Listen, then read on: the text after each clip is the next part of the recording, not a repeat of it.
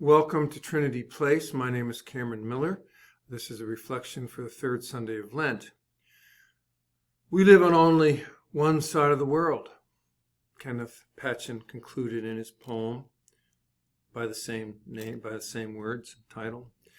Through the flames I can see the lowered faces of creatures that watch us in amused love. We live on only one side of the world. That's the end of that magnificent poem. Well, whether metaphysical worlds, as he may have been writing about, or the historic worlds, ours and those many worlds that unfolded before us in their own times and their own places, we live on our side and see those other worlds through glasses fitted with a 21st century lens. But today I want to try to poke into another world using a more antique lens perhaps, or at least changing our usual view. In order to do that, this sermon or reflection is a little longer than most. Fortunately, you have the control button and you on your computer or your smartphone, and you can do this in smaller batches or bites if you wish. So one thing we know for sure about Jesus, or about his pushing people around and turning tables upside down in the temple courtyard, as was the reading from John this morning, he couldn't have done that alone. No, first of all, the Temple Mount was more than 35 acres, big enough to accommodate 35 football fields. Big, and they were big courtyards. Secondly, what small business owner with even an ounce of chutzpah is going to stand by and passively watch some scrawny rabbi ruin his business and demolish his inventory? I don't think so. The minute that Jesus started pushing people around and throwing bird cages in the air, you know that those guys with vested interests would come after him. And if they came after Jesus, we can figure that Jesus's boys got into a fight too. So I like to imagine that Jesus woke up the next morning bruised and stiff and sore and hung over with regret for letting go of his temper and causing a riot. But while that is a very fine, very cinematic story, I want to turn toward the Exodus passage that we read, Exodus 20, verses 1 through 17. And I want to engage in a little rabbinical Christianity. I promise that if we dive into this law of Moses in 21 through 17, and actually much bigger than that, we will come up with a very much clearer view of Jesus. Now, it would be inconceivable for a Jew to talk about Moses without understanding him in the context of Torah. And it would likewise be ridiculous for a Buddhist to talk about Buddha without understanding him in the context of the sutras and the tantras. And we couldn't quite imagine a Taoist trying to explain Zhuangzi without understanding him in the context of the Tao Te Ching. And yet, popular Christianity, for centuries if not forever, has assumed that we could understand Jesus outside the context of Torah and Talmud. For example, there are 621 laws of Torah, but Christians normally only talk about the 10 that were in Exodus today. Of the Talmud, we know even less. We scratch our spiritual wisdom in Christianity, scratch for spiritual wisdom in Christianity from the resurrection forward. I guess that's forward this way in the reverse screen. But that would be like trying to understand Abraham Lincoln without knowing about the Civil War, slavery, or his days growing up in Illinois. So I want to give us a lens through which to see Jesus by way of the Talmudic context. The Talmud is a collection of stories and commentary that interpret the Bible as well as bylaws and customs and proverbial advice to all that is in the Hebrew text, Scripture. The Talmud began orally and was shared word of mouth the way the Gospels were initially. Eventually, it was all collected and written down, and it covers 1,000 years. It goes from 580 before the Common Era, BCE, to 550 after the Common Era, CE. And the Talmud grew out of the principle that ever since the time of Moses and the written Torah, there had always been an interpretive process going on in the community of faith that brought Torah to life in each new generation. The idea that Moses had been given Torah at Sinai and each generation onward delivered that wisdom into the hearts of the next generation through an interpretive process was kind of the golden idea. In Jesus' day, there was a hot debate within Judaism over the appropriateness of this developing Talmudic tradition. The Sadducees, among others, claimed that Torah was not to be interpreted, but left alone. To them, the law, as it was received in Scripture, was to be received and applied as literally as possible without modification. The Pharisees, who some believe Jesus was a Pharisee, were the primary purveyors of the Talmudic tradition in Jesus' day, and they insisted that the laws and the teachings of the prophets by themselves required interpretation and even expansion from one generation to the next. Now, if that sounds like a familiar argument, it should. Think about our arguments over mediating the U.S. Constitution. So, Jesus did not stand alone, and there is almost nothing of what he taught that was not lodged in dialogue and debate in his day. The best way to see this is through some examples, so I'm going to give you two. Rabbi Hillel is to Judaism what Paul is to Christianity. More than any other single person in the 100 or so years that surround Jesus, Hillel shaped the direction of Jewish thinking and provided the basic principles upon which the Talmud eventually came to be formed. Hillel died a dozen years before Jesus, and it is likely that Jesus would have had the opportunity to hear the great teacher speak. And there is no doubt whatsoever that Jesus would have known and argued Hillel's principles. So you see, Jesus grew up in a time that can be described as the culmination of one of Judaism's most vibrant creative centuries, in spite of the civil wars and the Roman occupation. The 200 years between the book of Daniel and the Jewish-Roman wars of 70 A.D. was rich with great Jewish thinkers, historians, and heroes. At the time of Jesus' birth, Judaism whirled around two mythic Talmudic sages who often taught from opposite ends of the Torah, Rabbi Hillel and Rabbi Shammai. Both these sages established schools in what we today call Palestine, and they attracted strong followings. Shammai would be what we call a conservative, because he was more cautious and limited interpretations of Torah, while Hillel was the more liberal progressive in terms of expanding on Torah. Now, the subject of divorce, the first example I want to give you, offers us a really good way to dive into these two great thinkers, and also to see Jesus in contrast and also in similarity to them.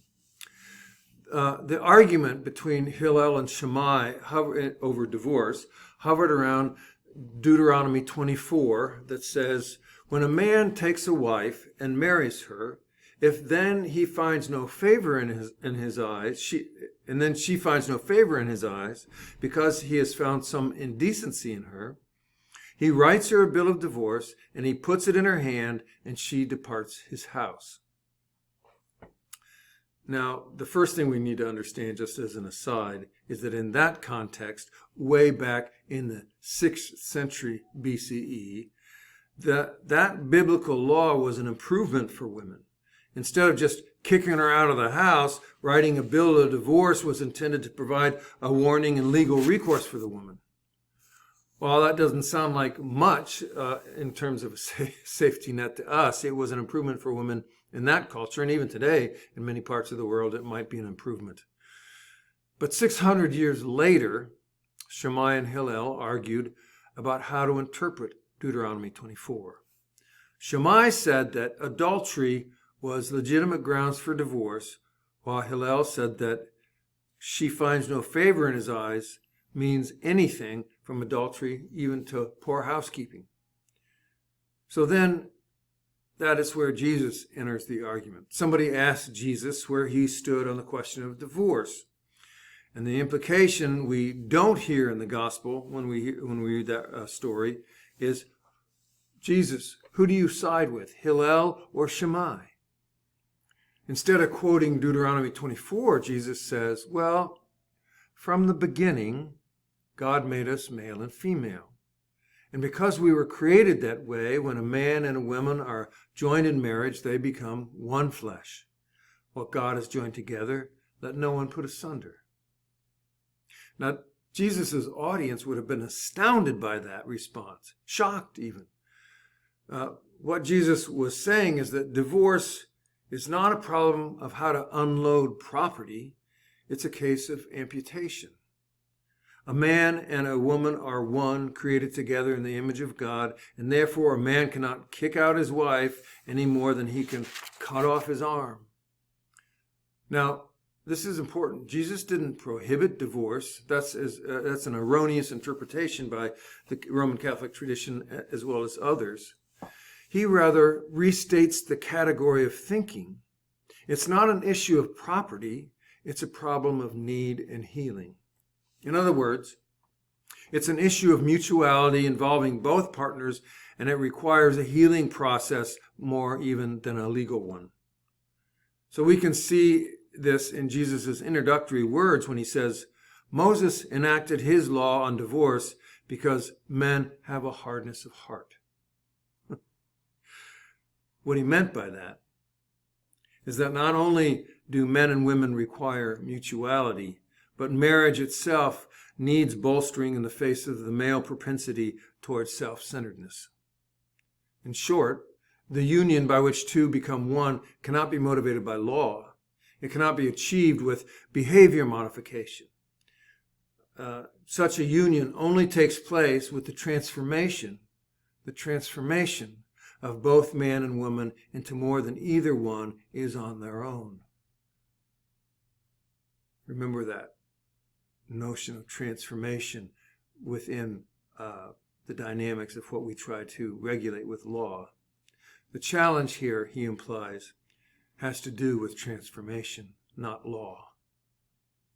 So all of that is to say that Jesus stood in contrast to Hillel and Shammai by putting his focus not on property, but on transformation, the spiritual side of marriage. We live only on one side of the world.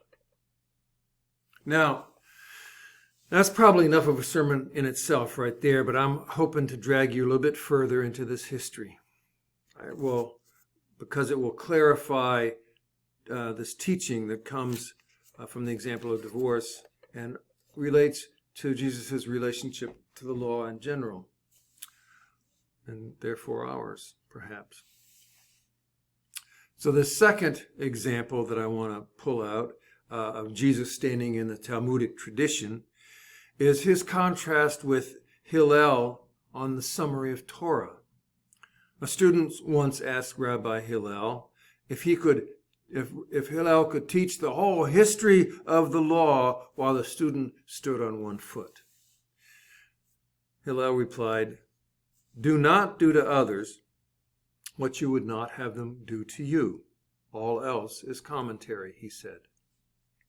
As we know, Jesus echoes Hillel in the Sermon on the Mount when he says, "Do to others as you would have them do to you." Now, side by side, Hillel and Jesus offer their own versions of this golden rule that was widely known and taught throughout the ancient Near East and Roman world. And we still have it today, and I think that's pretty cool. Do not do to others what you would not have them do to you, versus do to others what you would have them do to you. Hillel's golden rule is really far more practical than Jesus's. Do not do to Vladimir Putin what you do not want Putin to do to you. Insert whoever your own personal enemy is. We can live that way with discipline and willpower. Do not do to somebody else what you do not want them to do to you is very possible. We need only follow the laws and the guidelines that place boundaries on our behavior. Wear a mask. But Jesus' version is not that practical. Do for Putin what you would have Putin do for you, even though you know he's never going to do it. Faced with an enemy we hate, Hillel's injunction is to refrain from mistreating him or her. But Jesus would have us actually go and do something for that scoundrel and any others. Do something nice for an enemy or a person that we hate. No set of laws can be written to motivate us in order to serve someone we do not like or whom we mistrust. Laws can provide sanctions, but they cannot be written to propel us into moving beyond hatred and anger. We can write laws against racism and homophobia and misogynist and xenophobic behavior, but we cannot make laws that do away with hate. Jesus' golden rule presumes a personal transformation. It requires, in fact, an internal revolution that creates a new kind of person. Herein lies the power and the drama of Jesus. Transformation. Laws are okay, Jesus said, but internal revolution, born-again evolution, was his teaching. And in fact, Jesus said he would not change one iota of the law. The law serves its purpose, he says. But the purpose of Torah is to protect people who are untransformed from hurting one another and themselves. Torah is good, but to follow Jesus is to open oneself to transformation, to become a new creation. Your will be done on earth as it is in heaven requires a transformation of the life that we live in the world we've created. We have to be able to see more than our world. We have to be able to see somehow into heaven in order to create and transform the earth. Jesus means for us to be internally transformed and become agents of a new creation by carrying out our own internal revolution and then carrying it out beyond our own skins. And the content of what Jesus had to say was not only the thing that matters, it's also the way he said it, with clever parables, dramatic sayings, radical assertions. Jesus kind of threw a spear that pierced our assumptions about God and life. And when that spear hit in the form of a startling new way to view an old familiar issue, we would have one of two experiences. Either the surprise opens us up to a flash of insight and aha, or closes us down, fogging us over with confusion and defensiveness. By reversing conventional wisdom, Jesus gave people the opportunity to be broken open and receive sudden insight. Seek God in weakness, not power. Find God in risking your safety instead of the comfort of security. Discover God in failure rather than success.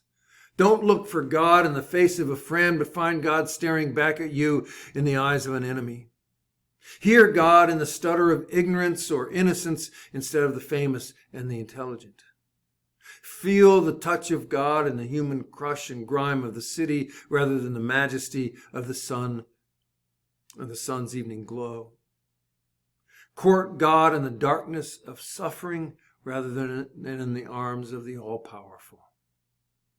Those are just a few examples of his reversal wisdom. In the deliberate and courageous exploration of the unexpected, and by reversal of conventional wisdom, we will not only see and hear and touch the presence of God, we will begin to become transformed by it. Now, this teaching will never come to us gracefully or easily, and it's not to be attempted alone. Those of us who would follow Jesus need to hold hands and enter the presence of God together, pushing and tugging and holding on to one another all along the way.